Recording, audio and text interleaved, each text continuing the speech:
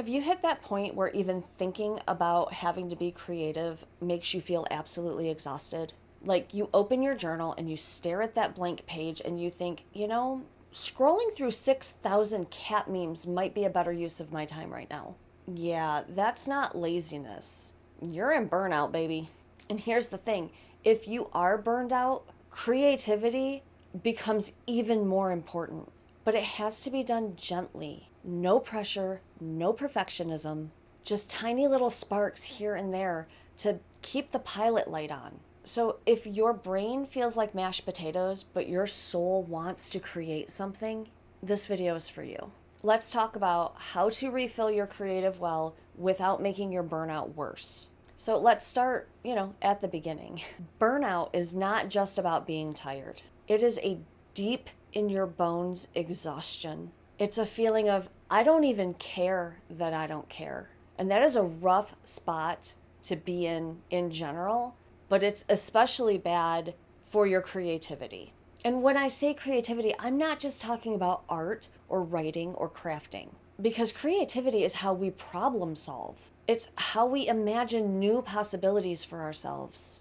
It's how we keep ourselves ourselves. When burnout hits, creativity doesn't disappear. It just goes dormant. It needs comfort and warmth. It needs rest. And yeah, it needs you to stop expecting it to create masterpieces when you can barely function as it is. Let's start with why creativity matters when you're in burnout.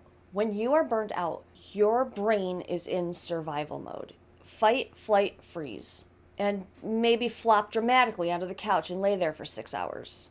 I don't judge. Creativity helps signal safety to your nervous system. It says, we're okay. We are safe.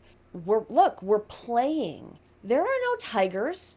There are no lions. It's just an email.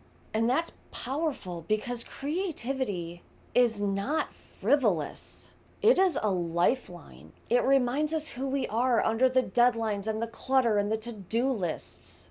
It gives our brains a break from having to be useful all the time. So yeah, it might seem a little backwards to pick up a pen or a paintbrush when you're already exhausted, but tiny creative acts can actually start your recovery. And of course, we can't talk about creativity without talking about perfectionism, because nothing murders creativity faster than the belief that what you're creating in the moment always has to be good. In burnout mode, your creativity should be messy. It should be ugly and pointless and really freaking weird, like puff paint on an old jean jacket weird. I'm not the only one who had one if you're in my age bracket. The point is, your brain doesn't need results right now. It needs an outlet. It needs fun and it needs freedom. So if your planner pages look like a disaster, gold star. If that scene you wrote in your novel doesn't even make sense, bonus points. If your coloring page is nothing but outside the lines, congratulations, you're healing. Don't aim for productivity. Aim for permission to play. Let's shift a little to the idea of refilling your well. Burnout usually means that you are giving too much and receiving too little in return. So creativity becomes a way to receive again, to take inspiration, to savor without producing. And it can and should be very simple things. Read a book in your niche without the aim of actually learning, but just immersing yourself in your favorite creative mode. Watch videos by people who love their craft. Surround yourself with beauty and softness and light. Go on a mindless walk where you just allow yourself to take in the things around you that you usually ignore while you're waiting for your dog to go. No deadlines, no expectations, just a passive refilling of that dried up creative soil. Your creative recovery doesn't have to be big. In fact, it shouldn't be big. Choose creative acts that require no setup, no cleaning, no gathering of supplies. Doodle in the margins of your planner. Paint your nails a funky color. Make a collage out of some of those sticker books you're hoarding. Organize your records chronologically. More bonus points if you get that reference. Let your creative tasks be low effort, low stakes, and slightly ridiculous. You're not trying to win an award here. You're trying to light a spark in the dark. And if you are deep in burnout, then please let creative consumption be enough for now. Aesthetic Pinterest scrolling absolutely counts, as does playing beautiful video games, tracing pictures, sorting your colored pens. Anything that dips your fingers and toes back into the realm of creativity, but don't require deep action on your part. We need to get back to being kind to ourselves. Creativity doesn't live in the straight lines. It flows, it pauses, and it comes back. So if you're in a slump right now, that's okay. You are not broken, and you're certainly not failing.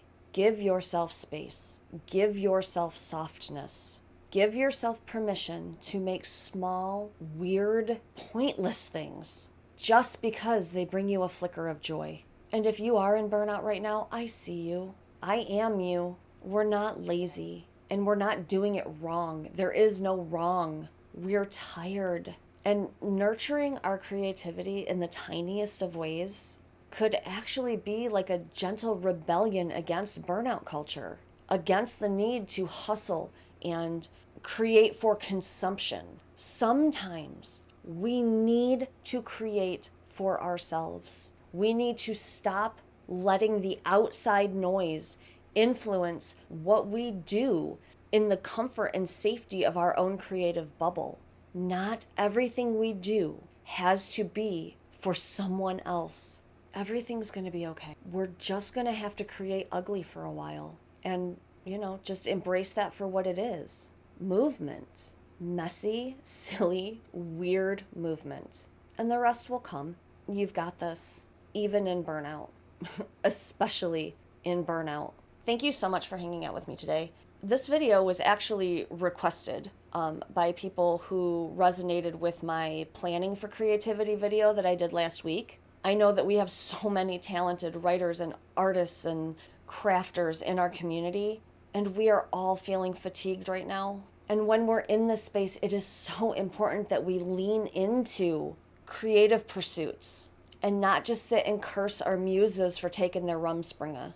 Don't forget to smash all those YouTube buttons for me and leave me a comment below and let me know what is the last shape you saw in a cloud. Last week, I saw one that looked exactly like a cotton ball. Thank you, Rose Nyland. Hopefully you get that reference too. I love you so much, and I will see you next time. Bye. Editing Dakota popping in real quick. So I mentioned that this video was requested by one of you and forgot to say, if there's anything that you want to see me ramble about, talk about, if there's anything you would like me to research and do videos on, please let me know in the comments, because I'm always looking for ideas of ideas of things that you would want to see from me. And the easiest way to do that is for you to tell me what kinds of things you would like to see from me. So in addition to the shape of cloud you remember seeing last, go ahead and leave me any ideas for video topics that you would like me to cover, because I would love to hear from you. And I want to continue to make videos that you want to watch and that will help you in the areas of your life that you like to watch videos about. So make sure you do that for me too, please. Thank you so much. I love you. Bye.